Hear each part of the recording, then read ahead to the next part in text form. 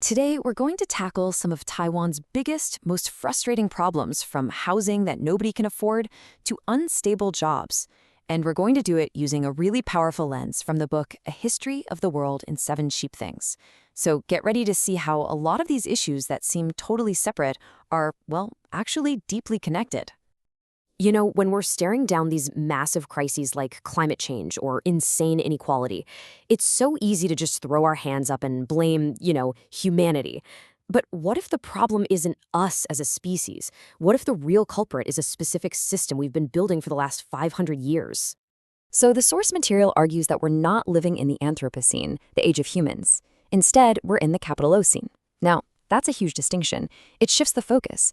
It says that ever since the 1400s, it's been capitalism that has really been in the driver's seat, shaping not just our economies, but our entire relationship with the planet.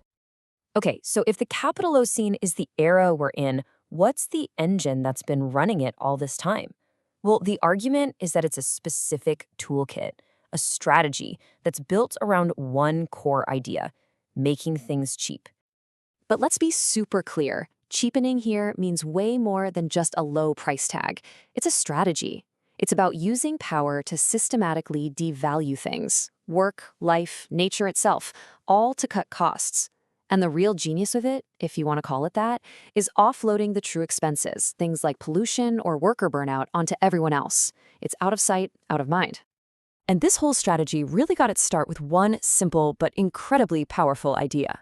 You split the world in two. On one side, you have society, that's us, seen as civilized and valuable. On the other side, you have nature, seen as wild, separate, and most importantly, something that's just there for the taking, something to be exploited.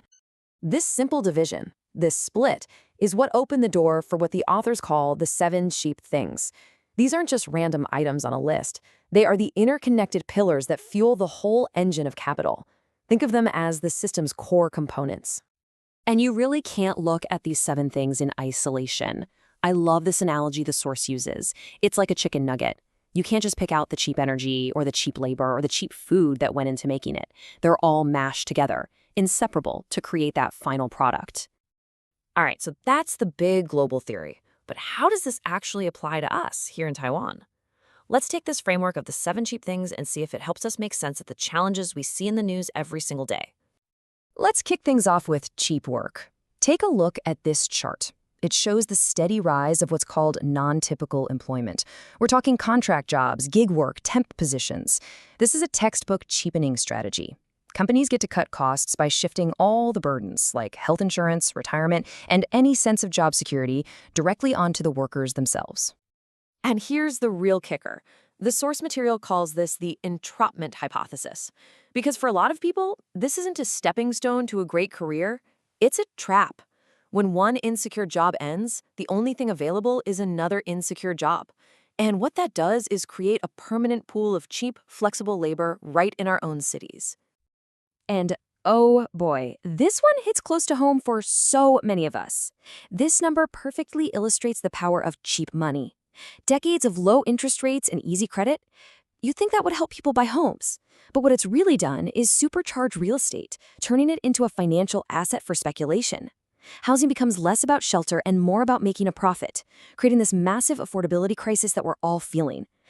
Okay, now this table here, this is really where it all clicks into place. It's the key takeaway. It shows how these cheap things intersect and crash into each other to create our biggest social problems. For instance, labor precarity isn't just cheap work.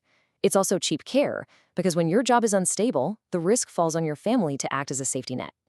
The housing crisis? That's cheap money colliding head-on with cheap care, as skyrocketing prices literally squeeze out the space families need to live and thrive. The analysis also connects this to the historical displacement of indigenous peoples, which created a pool of so-called cheap lives and cheap work ripe for exploitation. Even our energy transition is part of this. When global fuel prices spike, cheap energy policies mean the government steps in with subsidies to absorb the shock. But that cost doesn't just vanish. It gets passed on to the public in the long run. So that's the diagnosis. And yeah, it's pretty sobering. But the good news is the analysis doesn't just leave us there in despair. It also explores an alternative. It asks, what would an economy that completely rejects this logic of cheapness actually look like? the source introduces this really interesting concept of a root economy. And this represents a huge shift in our priorities. Instead of being obsessed with endless GDP growth, the focus moves to things like community well-being, ecological health, and local self-sufficiency in things that really matter, like food and culture. And this isn't just some abstract theory. There are real-world examples happening right now, like the Adiri tribe in Pingtung. After Typhoon Morakot, they didn't just rebuild what was lost. They completely reinvented their economy.